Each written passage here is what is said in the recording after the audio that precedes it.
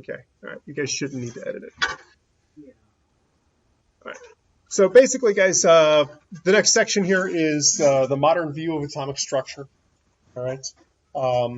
So we just basically want to get a good idea about where things are located in an atom.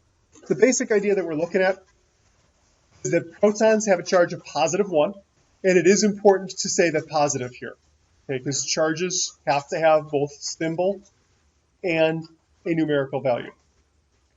So protons have a +1 charge, electrons wind up having a -1 charge, neutrons, bless you, neutrons are neutral. They have no charge whatsoever.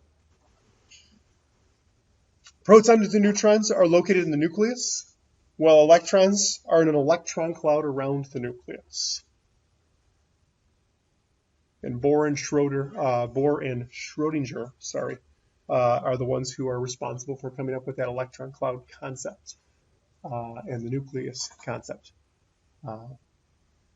There's also sizes to these subatomic particles. So isotopes wind up being atoms of the exact same element, but they wind up with different masses. The only way to be the same elements is to have the same number of protons, the same number of positive charges in the nucleus. So you can see in the diagram that they've got here, taken from your book, we've got this first hydrogen atom. It has exactly 1 proton, no neutrons. Okay. The second hydrogen atom that we've got here is a hydrogen atom that has 1 proton, the orange guy, and a neutron in the nucleus. That makes a total mass of 2. And then finally, we've got the third version of hydrogen here, which has 1 proton and 2 neutrons, which is a mass of 3. So we got hydrogen, we got what they refer to as deuterium, and then tritium. Deuterium because it has a mass of 2, and tritium because it has a mass of 3.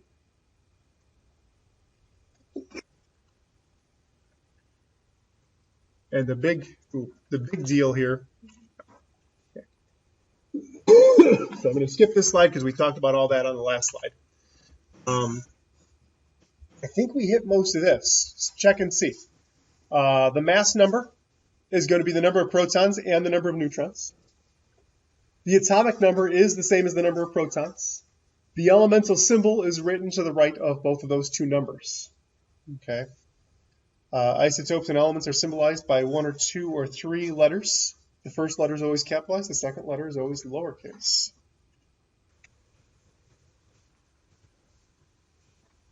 Okay, so we should take a look at this, see if we can calculate how many protons, how many electrons, and how many neutrons in these things.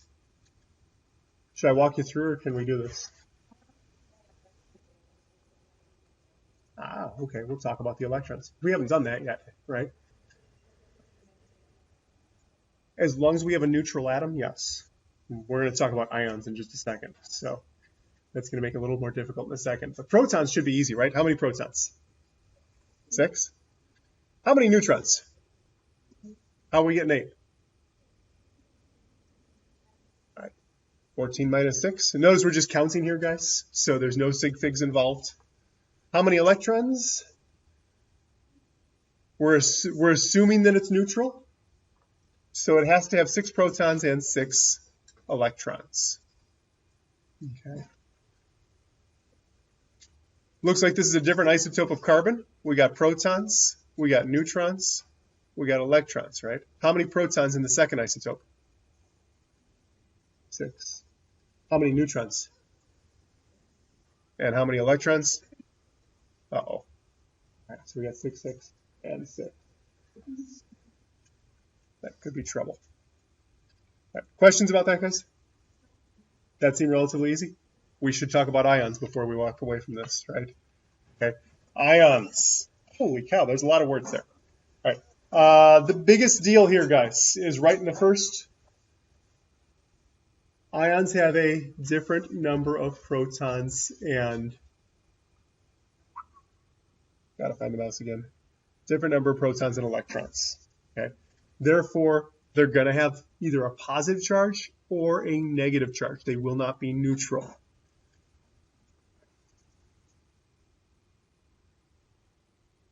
And positive ions wind up getting named with the element names and the word ion added to it. So for instance, if I was talking about a magnesium ion, I would say magnesium ion. That's pretty easy, right? Okay. That's how I differentiate from a magnesium atom. Okay. Negative ions, also known as anions, wind up using the root of the element name plus an IDE ending. So if I was to take a chlorine atom and turn it into an ion, I wouldn't call it chlorine anymore. I would call it chloride. Okay, the big difference is we're changing the ending of a negative ion to IDE, whereas positive ion, we're just keeping the name the same.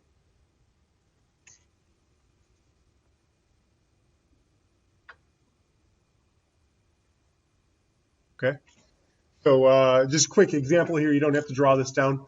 You start out with a sodium that's got 11 protons and 11 electrons. In order to become a cation, it loses an electron, right?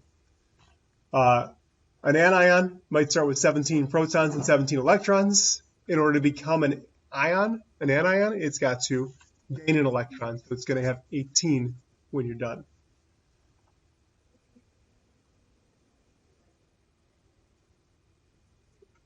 You'd be Na2 minus. And actually, that's the last thing I want to talk about here is a couple of quick examples here.